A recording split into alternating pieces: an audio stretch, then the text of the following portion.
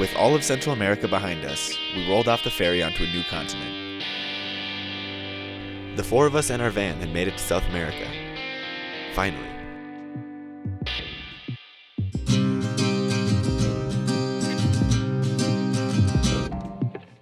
The energy of Cartagena, Colombia was matched by its heat.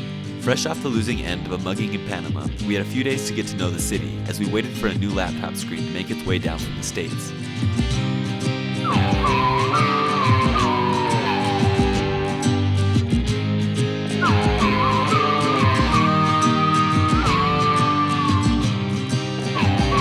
After learning a bit about the inner workings of our computer and performing some YouTube-informed gas station surgery, we decided we'd had enough of the heat and that it was time to head south.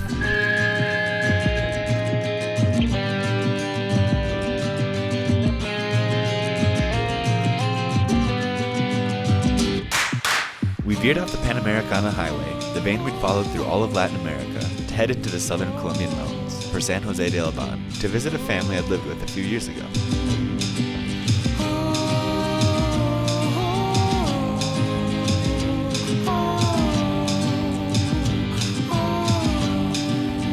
Ecuador, our destination, was so close we could almost see it.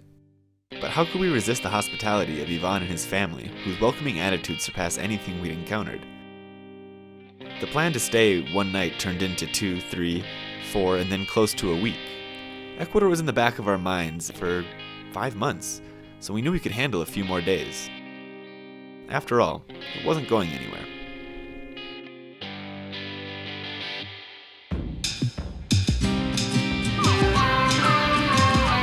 As it turned out, despite our confident plans, neither were we. Sandy, our trusted steed, our Casa Rodante, our adventure mobile, had taken us across some 12,000 miles of bumpy roads without as much as a hiccup. But that morning, it decided that windy mountainous pass would be its last, and gave up. We could almost see Ecuador.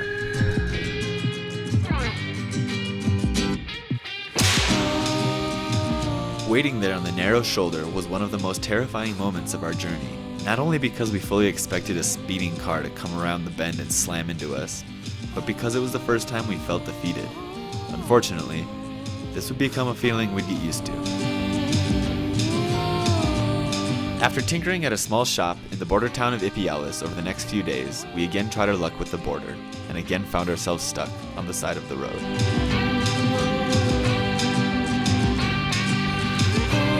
Tow trucks had become the least welcome sight at this point, needing one again, and again, and again, and again. Each time they arrived, we knew the solution we'd put our faith into had failed. We finally did cross into Ecuador, but not quite as triumphantly as we'd hoped. Instead, we made the 6-hour journey to Quito riding in Sandy, strapped to the bed of a tow truck.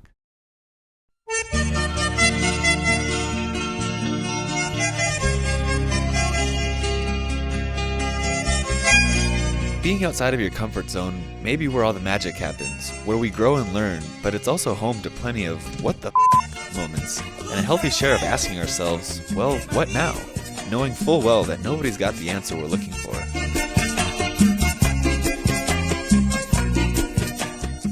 But in reality, those are the moments that stick with us. They're what we remember. Without bumps, without challenges, an adventure is less of an adventure and more of a vacation. The journey needed some things from us. We did our best to provide. Have that difficult conversation if it will bring some peace. Leave and be on your own for a moment if it'll clear your head. Learn to listen, to really listen. Doing this kind of makes you feel like an adult.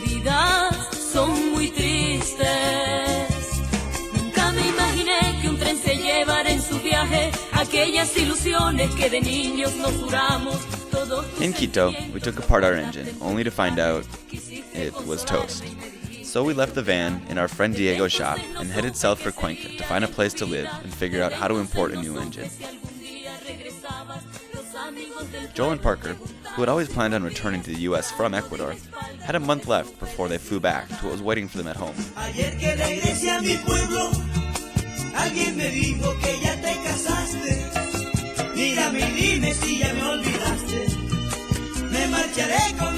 Life in Cuenca was, in most ways, completely different in the first 5 months. We were vanless, but all of a sudden we had luxuries in its place.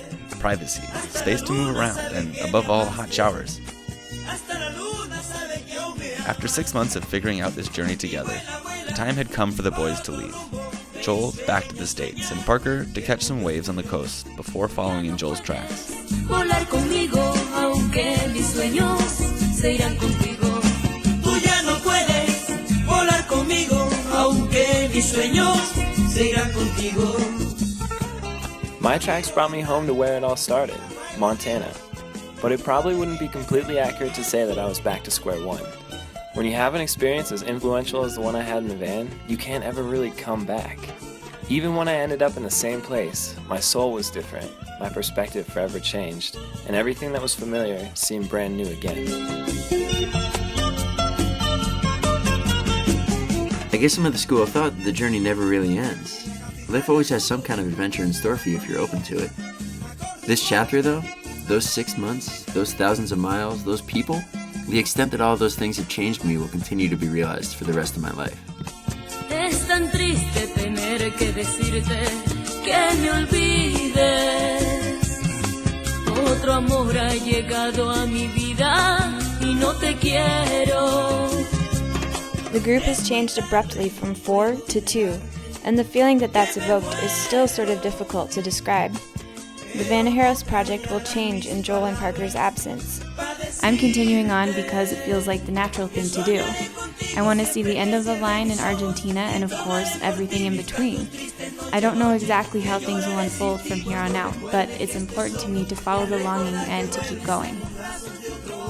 Sandy is still in the shop, her motor still very much in disrepair, and although Ecuador was our first major stop, Madison and I have used this time to plan the next chapter of Vanajeros. There's a whole lot of continent left on the map. We don't know how long getting a new engine down here will take, maybe weeks, maybe months. But we're in it for the long haul, because we want to continue this journey and project through the rest of South America. For us, the road doesn't end here at the equator. It leads further south, to more portraits made, more people to be met, and stories to be told. Our sights are set. See you out there. Quise leerla y era una hoja en blanco, pues de tu vida nunca supe